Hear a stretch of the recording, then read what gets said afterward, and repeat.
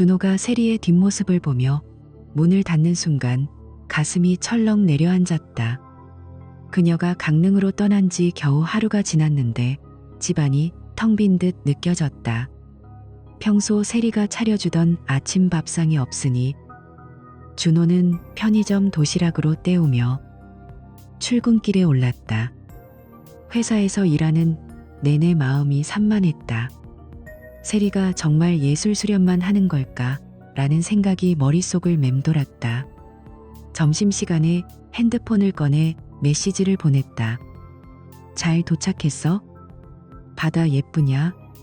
세리의 답이 왔다. 응, 도착했어요. 여기 좋아요. 오빠도 일 열심히 해. 짧은 답변이었지만 그게 오히려 더 불안하게 만들었다. 저녁에 집으로 돌아오니 세리의 빈 침대가 눈에 들어왔다. 준호는 소파에 앉아 TV를 켰지만 집중이 안 됐다. 세리의 옷장문을 열어보니 그녀가 챙겨간 옷들이 빠진 자리가 휑했다. 왜 이렇게 많이 챙겼지? 그는 중얼거렸다. 그날 밤 잠이 안 와서 세리의 SNS를 뒤적였다. 최근 게시물이 없었다. 이상했다. 세리는 평소 여행 가면 사진을 올리곤 했는데 다음 날 아침 준호는 회사 동료 민수에게 털어놨다. 세리가 갑자기 강릉으로 예술 코스 간다고 했어. 그런데 느낌이 이상해. 민수가 웃으며 말했다. 형수님이 스트레스 풀러 가신 거지. 걱정 마. 하지만 준호의 불안은 커져만 갔다. 며칠이 지나 세리가 돌아올 날짜가 다가오자 준호는 결심했다. 그녀를 마중 나가기로. 기차역에 도착해 기다리는데 세리의 기차가 늦었다. 핸드폰으로 연락했다. 언제 도착해? 세리의 목소리가 밝았다. 곧 가요. 기다리지 마. 하지만 준호는 기다렸다. 마침내 세리가 나타났다. 그녀의 얼굴이 피곤해 보였지만 눈빛이 달라 보였다. 더 밝고 자유로워 보였다. 오빠, 왜 왔어? 세리가 웃으며 물었다. 준호가 그녀의 가방을 들며 말했다. 보고 싶어서. 어땠어? 강릉? 세리는 어깨를 으쓱하며 좋았어. 그림도 많이 그렸고 바다 바람이 시원했어라고 대답했다. 집으로 돌아오는 차 안에서 세리의 태도가 이상했다. 창밖만 보며 말을 아꼈다. 준호가 사진 보여줄래? 하고 물으니 세리가 핸드폰을 꺼내 몇 장 보여줬다. 바다 사진, 스케치북 사진. 하지만 사람 사진은 없었다. 혼자였어? 준호가 슬쩍 물었다. 세리가 고개를 끄덕였다. 응, 코스 사람들하고. 그날 밤 세리가 샤워하는 동안 준호는 그녀의 핸드폰을 몰래 봤다. 비밀번호를 알았으니까. 메시지함에 낯선 이름이 있었다. 민준. 오늘도 재밌었어. 다음에 또 만나자라는 메시지. 준호의 심장이 쿵쾅거렸다. 민준. 누구지? 그는 급히 핸드폰을 내려놓고 침대로 갔다. 다음 날 준호는 회사에서 민준을 검색했다. 세리의 SNS 친구 목록에 민준이라는 남자가 있었다. 프로필 사진은 젊은 남자, 예술가처럼 보였다. 강릉에서 만난 건가? 준호는 속으로 중얼거렸다. 저녁에 세리에게 물었다. 민준이 누구야? 세리의 얼굴이 창백해졌다. 그냥 코스에서 만난 사람. 그녀가 얼버무렸다. 하지만 준호는 더 캐물었다. 메시지 봤어. 재밌었대? 세리가 한숨을 쉬며 말했다. 오빠, 왜 핸드폰 봤어? 그건 그냥 친구야. 싸움이 시작됐다. 준호가 소리쳤다. 갑자기 강릉 간 게 그 때문이었어? 세리가 눈물을 글썽이며 아니야. 처음엔 수련 때문이었어. 그런데 민준을 만나고 마음이 흔들렸어라고 털어놨다. 준호는 충격에 멍해졌다. 세리가 민준과 강릉에서 만난 이야기를 했다. 예술 코스에서 처음 만났고 바다 산책하며 대화를 나누다 가까워졌다고. 오빠, 시댁 압박 때문에 지쳤어. 민준은 나를 자유롭게 해줬어. 세리의 말에 준호의 가슴이 찢어지는 듯했다. 그는 방으로 들어가 문을 잠갔다. 그날 밤 눈물이 흘렀다. 다음 날 아침 세리는 사과했다. 미안해요. 그냥 순간의 실수였어. 하지만 준호는 믿기 어려웠다. 정말 실수야? 그럼 왜 메시지 계속 보냈어? 세리가 고개를 숙였다. 끊을게요. 오빠 믿어. 하지만 불신의 씨앗이 싹 텄다. 준호는 세리의 행동을 주시했다. 그녀가 핸드폰을 볼 때마다 긴장했다. 일주일 후 세리가 다시 늦게 들어왔다. 친구 만나고 왔어. 친구 만나고 왔어. 라고 했지만 준호는 냄새를 맡았다. 남자 향수 냄새. 민준 만난 거야? 그는 물었다. 세리가 부정했다. 아니야. 하지만 눈빛이 흔들렸다. 준호는 결심했다. 다음에 따라가 보기로. 세리가 쇼핑 간다고 나서자 그는 몰래 뒤따랐다. 카페에서 세리가 민준과 앉아 웃고 있었다. 손을 잡고 준호의 세계가 무너졌다. 그는 집으로 돌아와 기다렸다. 세리가 돌아오자 준호가 말했다. 봤어? 카페에서 세리의 얼굴이 하얗게 질렸다. 오빠, 그녀가 더듬거렸다. 준호가 눈물을 참으며 왜? 내가 뭐가 부족했어? 라고 물었다. 세리는 울며 말했다. 오빠는 좋아. 그런데 민주는 나를 새롭게 봐줘. 시댁일 없이 그냥 나로. 그 말에 준호는 분노가 치밀었다. 그럼 이혼하자. 세리가 놀라하니 오빠 라고 소리쳤지만 준호는 이미 마음을 굳혔다. 그날 밤 둘은 별개의 방에서 잤다. 다음 날 준호는 변호사에게 전화했다. 이혼 상담 부탁해요. 시간이 흘러 이혼 서류가 준비됐다. 세리는 눈물로 서명했다. 미안해요, 오빠. 준호는 고개를 저었다. 나도 미안해. 행복해져. 집을 나서는 세리의 뒷모습을 보며 준호는 홀로 남아 창밖을 봤다. 바람이 불어왔다.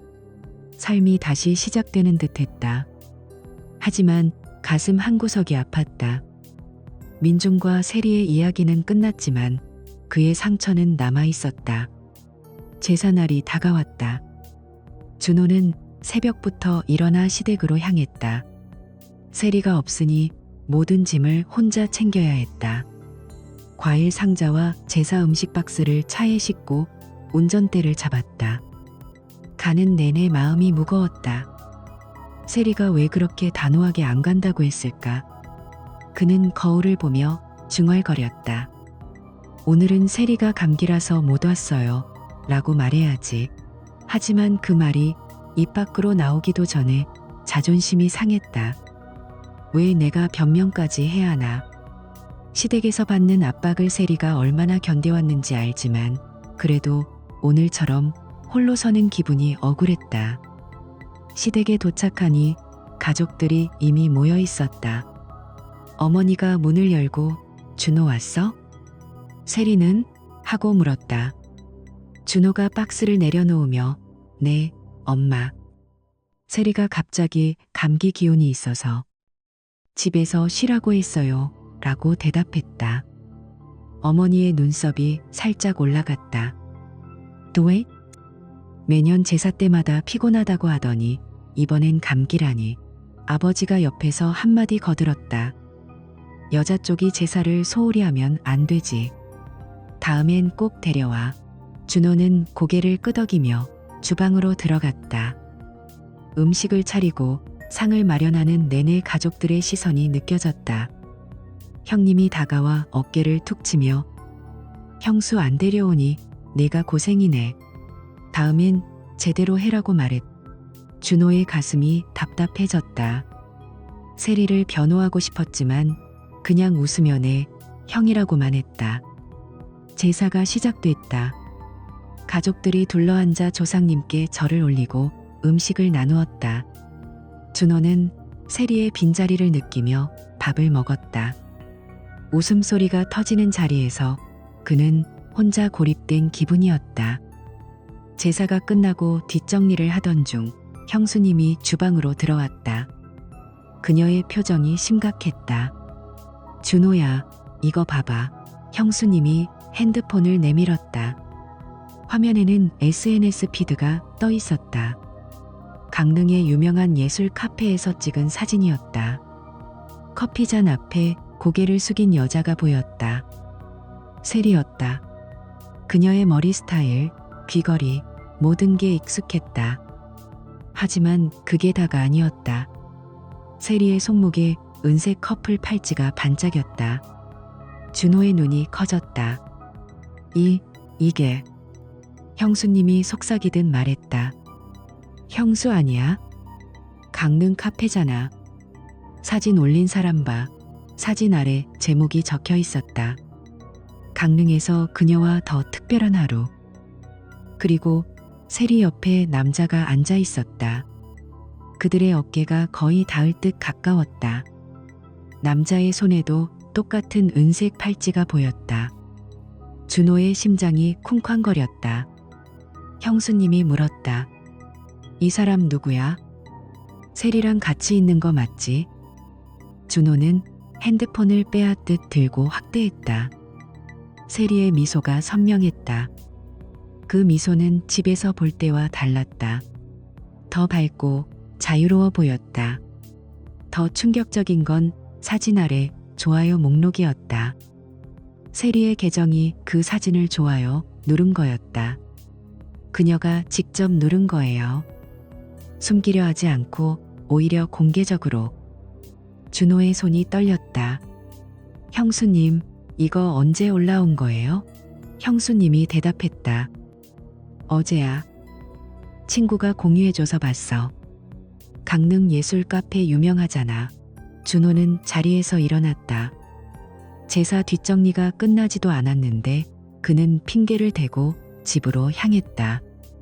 운전 중에 눈물이 고였다. 이게 무슨... 세리가 왜... 그는 중얼거렸다. 이건 단순한 휴가가 아니었다. 계획된 탈출이었다. 집에 도착해 소파에 앉으니 머릿속에 퍼즐 조각들이 맞춰지기 시작했다. 며칠 전 세리가 택시에서 내리며 창밖으로 손을 흔들던 모습. 택시 안에는 남자가 앉아 있었다. 얼굴은 제대로 못 봤지만 세리의 웃음이 이상하게 밝았다. 누구야?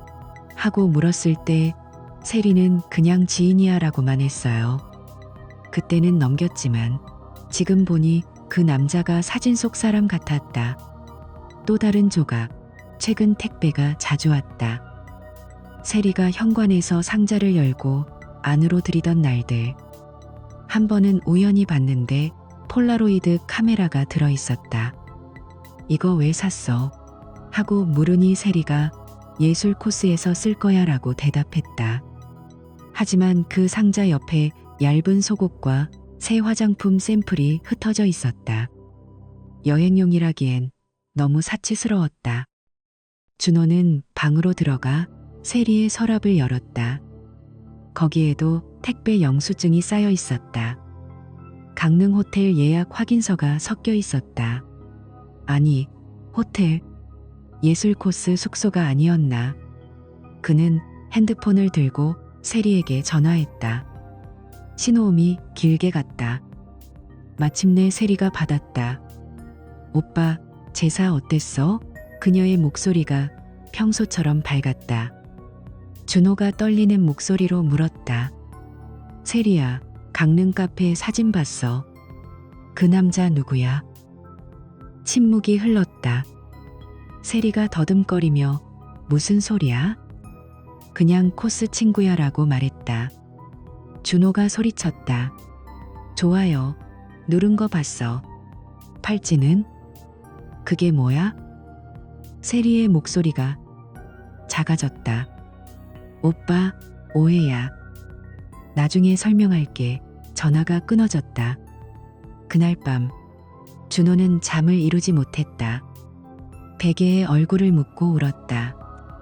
세리의 웃음, 그 남자의 팔찌, 택배 상자들. 모든 게 연결됐다.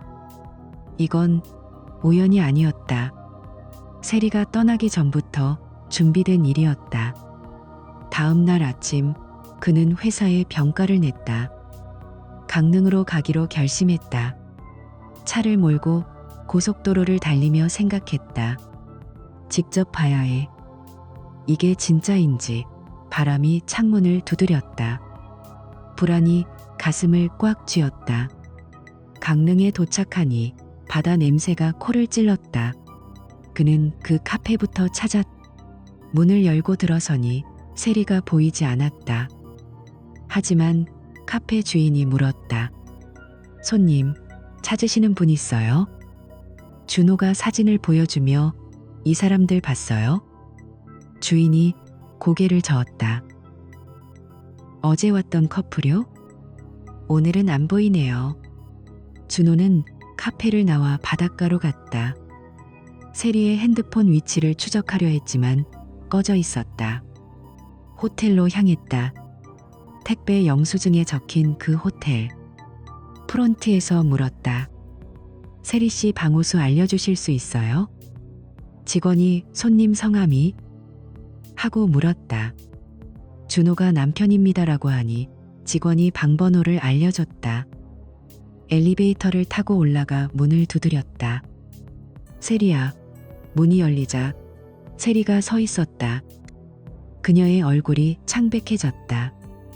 오빠? 어떻게? 방 안에는 남자가 앉아 있었다. 사진 속 그 남자. 은색 팔찌가 빛났다. 준호의 주먹이 쥐어졌다. 이게. 설명해봐. 세리가 문을 잡고 울먹였다. 오빠, 미안해. 그냥 여기서 자유로워지고 싶었어. 남자가 일어나며 누구세요? 하고 물었다. 준호가 이를 갈며 세리 남편이야. 너는? 남자가 당황하며 민준이라고 해요. 예술 코스에서 만났어요. 준호는 방 안을 둘러봤다. 폴라로이드 사진들이 테이블에 흩어져 있었다. 세리와 민준의 사진. 바다에서 손잡은 사진. 그는 고개를 저으며 나왔다. 집으로 돌아와. 이야기하자. 세리가 따라오며 오빠 기다려라고 소리쳤다. 차 안에서 준호는 울었다. 배신감이 밀려왔다. 강릉의 바다가 멀어지며 그의 마음도 산산조각 났다. 세리가 강릉에서 돌아온 날 집안 공기가 무겁게 내려앉았다.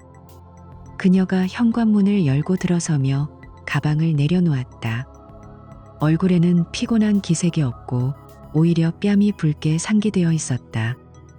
오빠, 다녀왔어요. 정말 잘 쉬다 왔어. 바다가 그렇게 시원할 줄 몰랐네. 세리의 목소리가 밝았다. 준호는 주방에서 물을 따르던 손을 멈췄다. 가슴속에서 분노가 치밀어 올랐지만 이를 악물고 삼켰다. 그래? 좋았겠다. 피곤할 텐데 먼저 씻어. 그는 애써 평범한 톤으로 말했다. 세리가 웃으며 욕실로 들어갔다. 물소리가 들려오자 준호는 소파에 주저앉아 주먹을 쥐었다. 그 호텔방에서 본 사진들, 민준의 얼굴이 머릿속에 떠올랐다.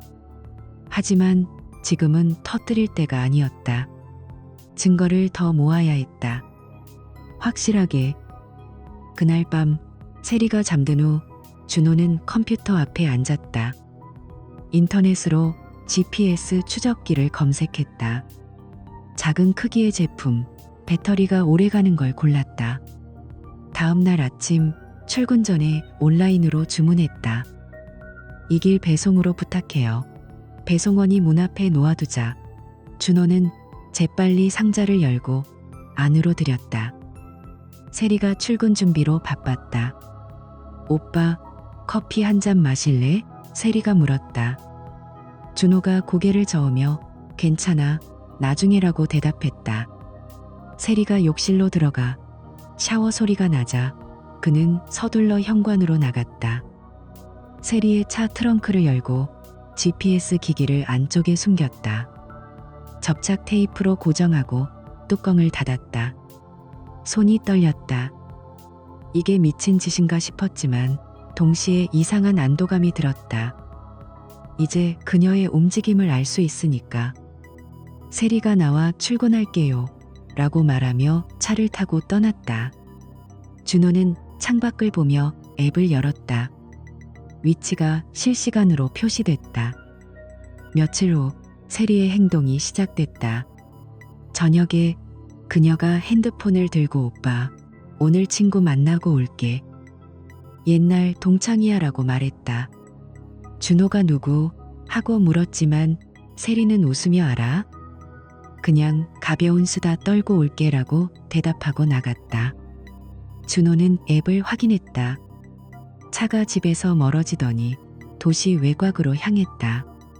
그곳은 작은 호텔과 카페가 모인 지역이었다. 차가 한 호텔 앞에 멈췄다. 이 시간 동안 움직이지 않았다. 준호의 심장이 빨리 뛰었다. 친구 만나러 간다고? 그는 중얼거렸다. 세리가 돌아온 건 밤늦게였다. 미안, 늦었어. 재미있게 놀았어. 그녀의 머리에서 은은한 향수 냄새가 났다. 남자 향수 같았다. 준호는 아무 말 없이 고개를 끄덕였다. 다음 날도 비슷했다. 세리가 회사 프로젝트 때문에 외근이야. 저녁 늦을 수 있어라고 말하고 나갔다. 앱에서 차 위치를 봤다. 다시 그 외곽 지역, 다른 카페 앞에 멈췄다. 1시간 후 근처 호텔로 이동했다. 준호는 컴퓨터에 데이터를 저장했다. 날짜, 시간, 위치를 스크린샷으로 찍었다. 이게 우연일 리 없어. 그는 이를 갈며 파일을 정리했다. 세리가 돌아와 오빠, 피곤해. 먼저 자라고 말하고 방으로 들어갔다. 준호는 그녀의 가방을 슬쩍 봤다. 안쪽에 작은 선물 상자가 보였다. 열어보진 않았지만 리본이 예뻤다. 어느 주말 아침 세리가 쇼핑 갈게요. 옷 좀 사야 해라고 나서자 준호는 기다렸다. 앱에서 차가 외곽 호텔로 향하는 걸 확인했다. 그녀가 돌아온 후 준호는 차를 확인하러 나갔다. 트렁크를 열고 GPS를 확인하다가 바닥에 구겨진 종이들이 눈에 띄었다. 쓰레기처럼 버려진 거였다. 그는 조심스럽게 주었다. 첫 번째는 호텔 영수증. 고급 호텔 이름, 체크인 오후 2시, 체크아웃 저녁 7시. 방 번호까지 적혀 있었다. 싱글룸? 아니, 더블룸이네. 준호의 손이 떨렸다. 두 번째 영수증은 편의점 거였다. 와인 한 병, 치즈와 과자 같은 스낵, 그리고 커플용 페이스 마스크 세트. 이게 뭐야? 혼자서 와인 마시고 마스크팩해? 그는 속으로 소리쳤다. 세리가 이런 걸 사는 타입이 아니었다. 분명 둘이서 나눠 먹고 나눠 쓴 거였다. 그날 밤 세리가 TV를 보며 웃고 있을 때 준호는 방에 들어가 문을 잠갔다. 책상 위에 파일 폴더를 만들었다. 먼저 SNS 사진 스크린샷, 강릉 카페 사진, 좋아요, 누른 흔적, 민준의 프로필, 다음으로 GPS 데이터, 날짜별 위치 로그, 호텔과 카페 좌표, 마지막으로 오늘 찾은 영수증들 사진. 그는 하나하나 라벨을 붙였다. 이제 감정은 접어두자. 준호는 거울을 보며 말했다.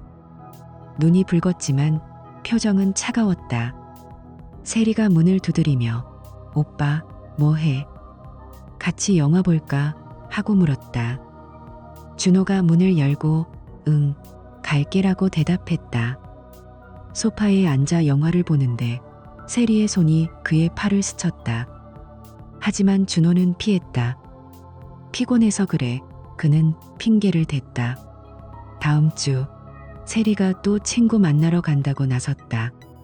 앱에서 차가 익숙한 호텔로 향했다. 준호는 이번엔 직접 따라갔다. 차를 몰고 멀찍이서 지켜봤다. 세리가 호텔 로비로 들어가더니 민준이 나타났다. 둘이 손을 잡고 엘리베이터를 탔다. 준호는 주차장에서 기다렸다. 3시간 후 세리가 나왔다. 머리가 헝클어져 있었다. 그는 집으로 먼저 돌아와 기다렸다. 세리가 들어오자 오늘 어땠어? 하고 물었다. 세리가 좋았어. 친구랑 수다 떨었어라고 웃었다. 준호는 속으로 웃었다. 이제 모든 게 분명했다. 그는 컴퓨터에 그날 사진을 추가했다. 호텔 앞에서 찍은 세리와 민준의 모습. 이제 준비됐어. 그는 파일을 백업했다. 밤에 누워서 천장을 봤다. 가슴이 아팠지만 결심이 섰다. 대면할 때가 왔다. 세리가 다음날 아침 오빠, 점심 같이 먹을까? 하고 물었다. 준호가 회사 일이 바빠. 저녁에 봐라고 대답했다. 그녀가 출근한 후 그는 변호사 사무실에 전화했다.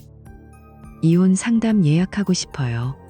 수학이 넘어 목소리가 언제 오실래요? 하고 물었다.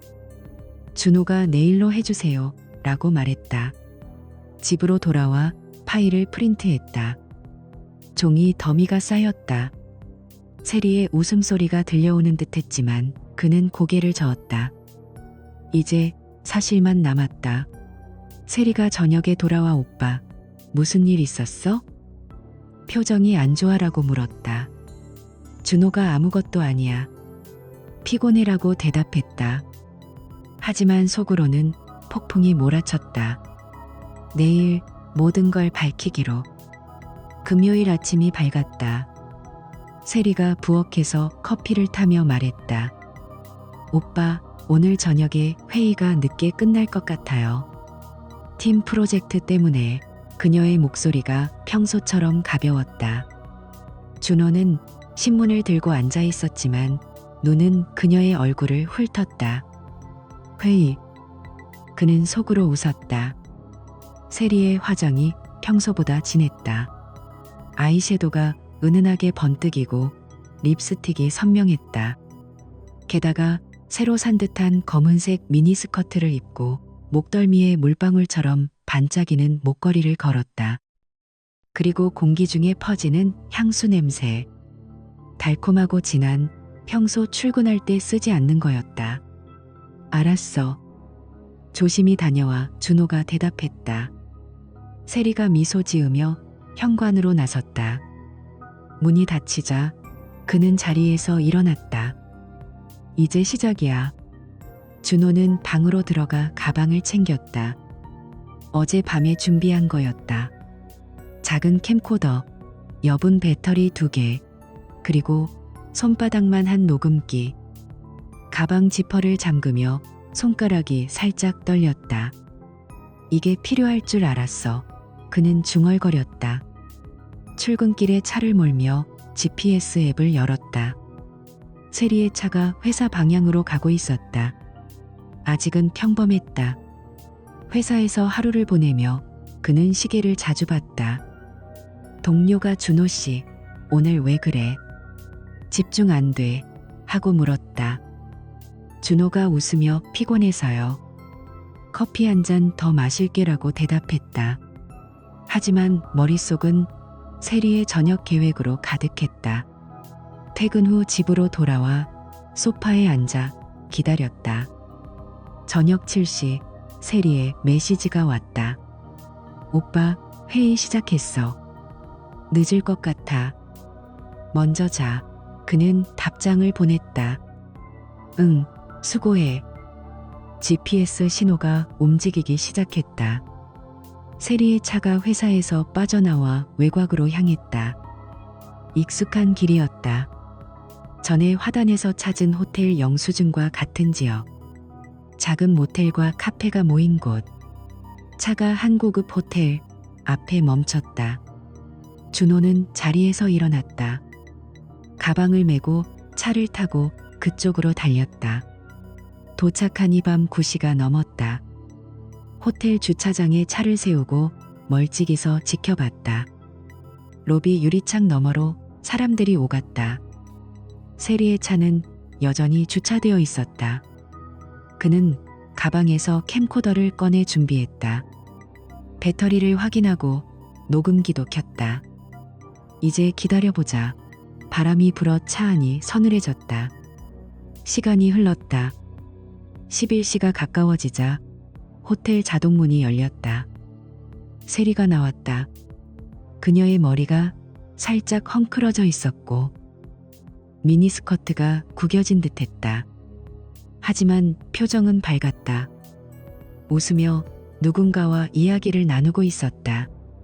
그 옆에 남자가 서 있었다.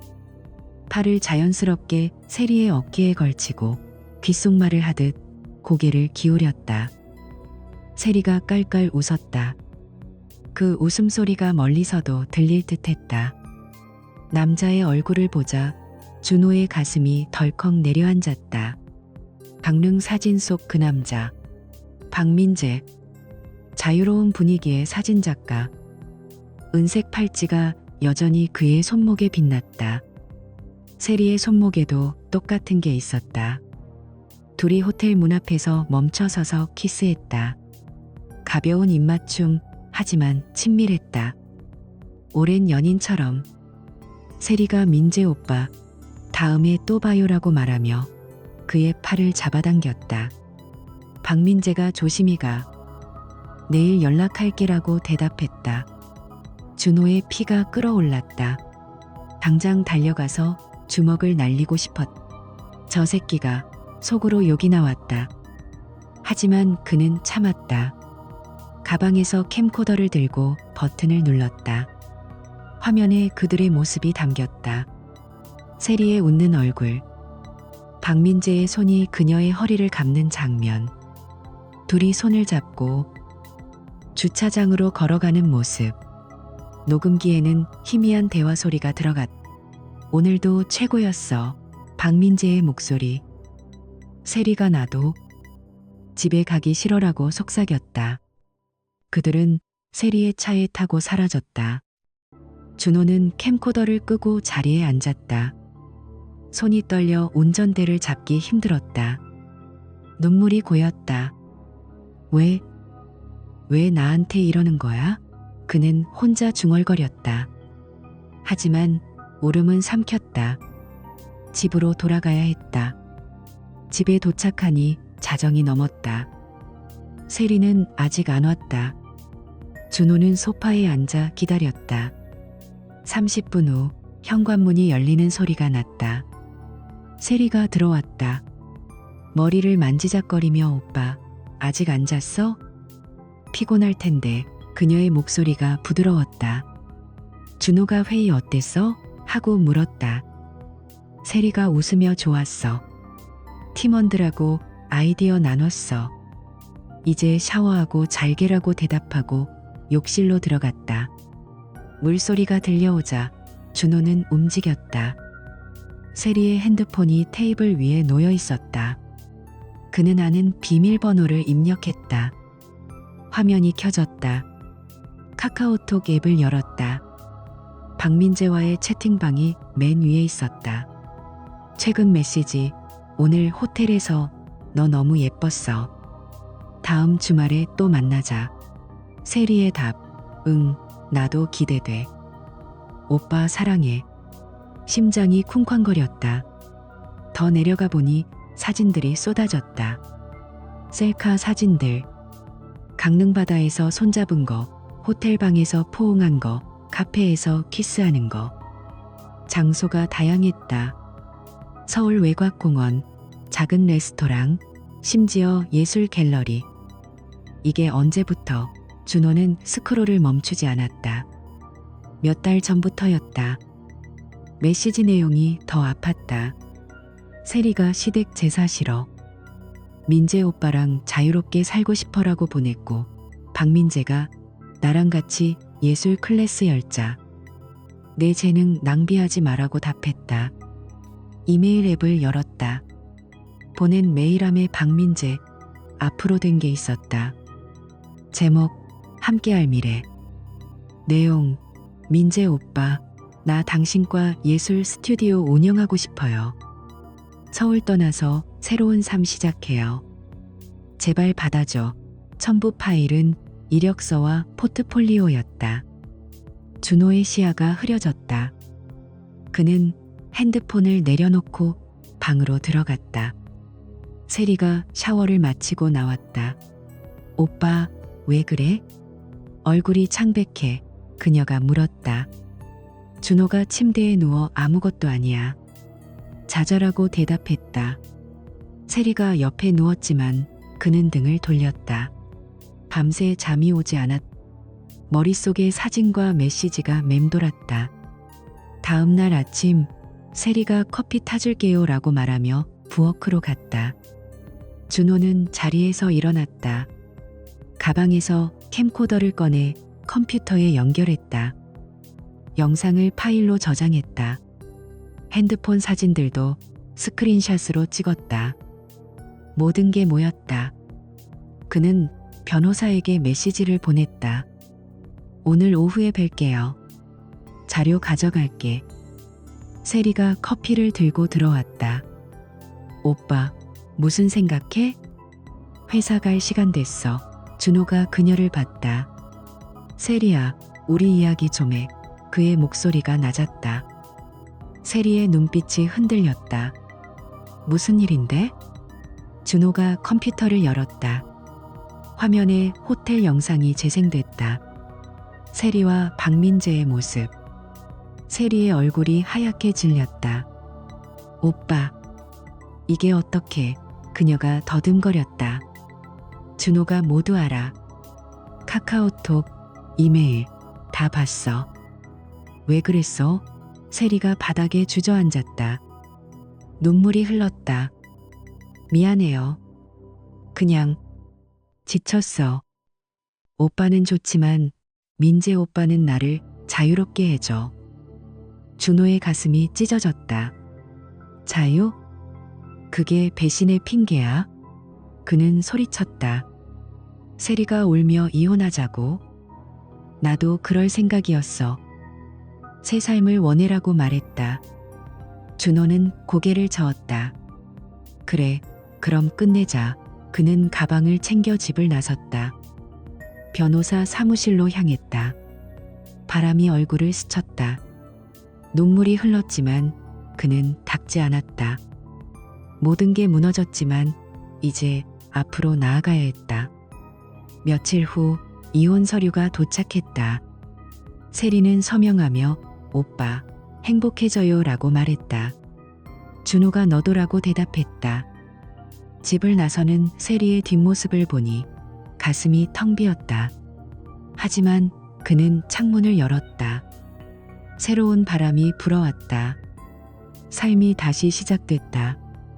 준호는 변호사 사무실에서 돌아온 후 집안을 서성였다. 창문을 열어둔 바람이 커튼을 흔들었지만 그의 마음은 여전히 무거웠다. 세리가 떠난 지 며칠이 지났지만 아직 이혼 서류가 완전히 처리된 건 아니었다. 그는 책상 위에 쌓인 파일 더미를 내려다봤다. 사진들, 영수증, GPS 로그, 카카오톡 캡처. 모든 게 세리의 배신을 증명하고 있었다. 이대로 끝낼 수 없어. 그는 중얼거렸다. 단순한 이혼으로는 부족했다. 그 민재라는 놈도 책임을 져야 했다. 다음 날 아침 준호는 다시 변호사 사무실로 향했다. 가방 안에는 모든 증거를 USB에 담아 넣었다. 사무실 문을 열자 변호사가 책상에서 일어나며 준호 씨, 앉아요. 자료 가져오셨나요? 하고 물었다. 준호가 가방을 열고 USB를 내밀었다. 네, 다 모았어요. 사진, 영상, 영수증, 메시지. 다 있어요. 변호사가 컴퓨터에 꽂고 파일을 열었다. 화면에 강릉 카페 사진이 떴다. 세리와 민재의 웃는 얼굴. 다음으로 호텔 영상. 세리가 민재의 팔을 잡고 나오는 장면. 변호사의 눈이 커졌다. 이게 꽤 철저하네요. GPS 데이터도 있군요. 준호가 고개를 끄덕였다. 차에 붙였어요. 위치가 다 맞아요. 호텔, 카페. 변호사가 스크롤을 내리며 화단 영수증을 봤다. 와인, 스낵, 커플 마스크. 이런 거로 보니 명백한 외도예요. 그리고 카카오톡 메시지. 사랑해라니. 이혼 소송은 물론 상간남 소송도 가능해요. 변호사가 자리에서 일어나며 말했다. 이 정도 증거면 상대가 빠져나갈 구멍이 없어요. 민재 씨 쪽도 같이 진행할까요? 준호의 눈빛이 단호해졌다. 네, 같이 해주세요. 이혼과 상간남 소송, 둘 다요. 변호사가 서류를 정리하며 설명했다. 상간남 소송은 배우자의 권리를 침해한 데 대한 손해배상이에요. 증거가 확실하니 승소 가능성이 높아요. 세리 씨 쪽은 이혼 재산 분할에서 분리할 수 있고요. 준호는 창밖을 보며 한숨을 쉬었다. 돈이 문제가 아니에요. 그냥 공평하게 끝내고 싶어요. 변호사가 고개를 끄덕였다. 알았어요. 소장 작성해서 다음 주에 제출할게요. 준비됐어요? 준호가 자리에서 일어났다. 네, 이제 시작이에요. 사무실을 나서며 그의 발걸음이 가벼워졌다. 집으로 돌아와 소파에 앉아 커피를 마셨다. 세리의 빈자리가 느껴졌지만 이제는 분노가 아니라 결의가 가슴을 채웠다. 그날 저녁 변호사로부터 메시지가 왔다. 소장 초안 보냈어요. 확인하세요. 준호가 이메일을 열었다. 세리와 민재의 이름이 적힌 서류. 그는 프린트해서 파일에 끼웠다. 며칠 후 세리가 집으로 왔다. 아직 이혼 절차 중이라 물건을 챙기러 온 거였다. 현관에서 신발을 벗으며 오빠, 잠깐만. 몇 가지 물건 가져갈게요 라고 말했다. 준호는 거실에서 기다리고 있었다. 테이블 위에 노트북이 켜져 있었다. 세리야, 앉아. 할 얘기 있어. 그의 목소리가 차분했다. 세리가 의자를 빼고 앉으며 무슨 일인데? 변호사 얘기? 하고 물었다. 준호가 마우스를 클릭했다. 화면에 SNS 사진이 떴다. 강릉 카페, 세리와 민재의 팔찌. 세리의 얼굴이 굳었다. 이게 준호가 다음 슬라이드로 넘겼다. 호텔 영상. 세리가 민재와 손잡고 나오는 장면. 이건 뭐야? 회의라고 했잖아. 준호의 목소리가 낮았다.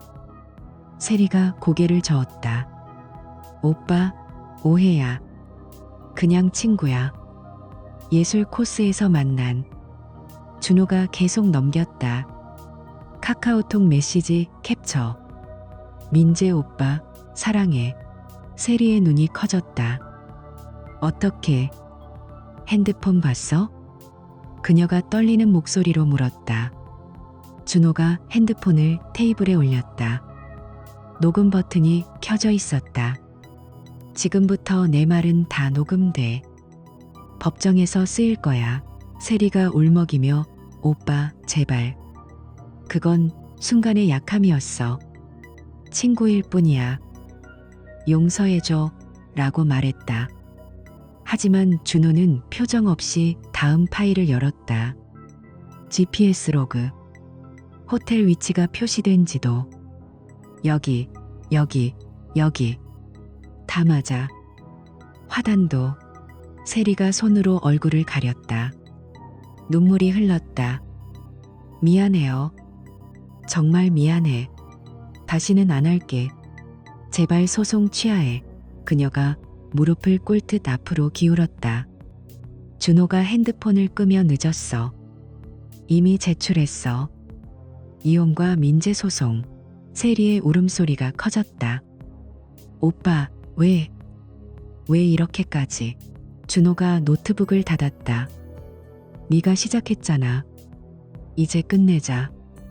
민재의 신원을 확인하는데 오래 걸리지 않았다. 변호사가 조사한 결과 그는 자유사진작가이자 도예 클래스 강사였다. 세리가 예술 코스에서 만난 사람. 안정된 직장이 없고 SNS로 자신을 자유로운 예술가라고 홍보했다. 소장이 도착하자 민재와 세리는 처음에 부정했다. 변호사 미팅에서 민재가 그건 정신적 위로일 뿐이에요. 호텔은 우연히 같이 묵은 거예요 라고 말했다. 세리가 옆에서 고개를 끄덕였다. 맞아요. 오빠, 믿어줘. 그냥 대화 나눴던 거야. 하지만 준호 쪽 변호사가 증거를 제시했다. 셀카 사진, 호텔방 안포옹 장면. 이게 우연인가요? 민재의 얼굴이 창백해졌다. 그건 편집된 거예요.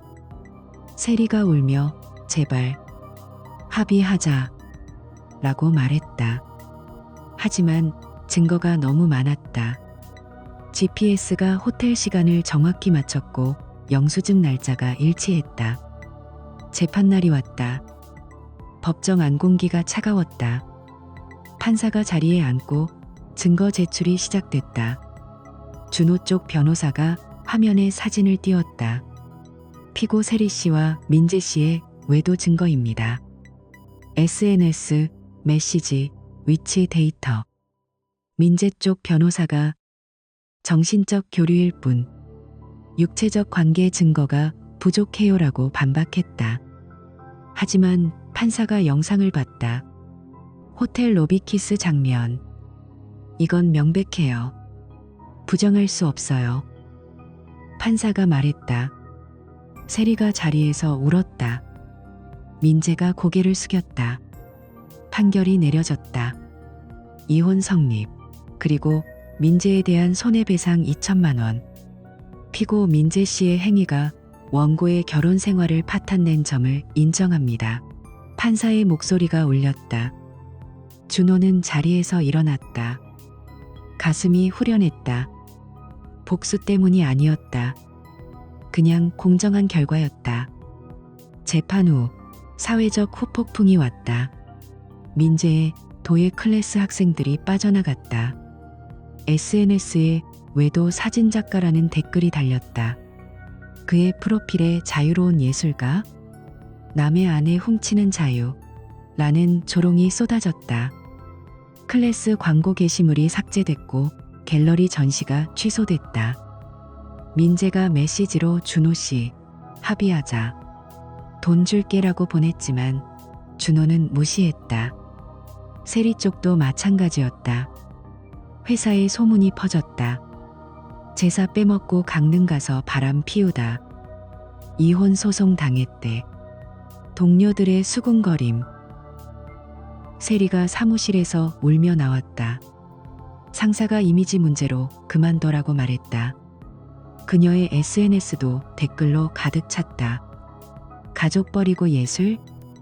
웃기네. 세리가 준호에게 전화했다. 오빠, 이제 만족해? 내 삶 망쳤어. 준호가 차갑게 대답했다. 네가 망친 거야. 끝났어. 재판이 끝난 날 준호는 법정 밖으로 나왔다.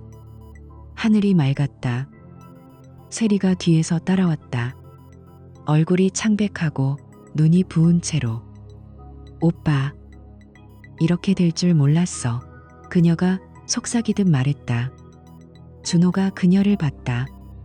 더 이상 감정이 없었다. 그냥 무관심. 나도 몰랐어. 하지만 이제 자유로워. 그는 등을 돌리고 걸어갔다.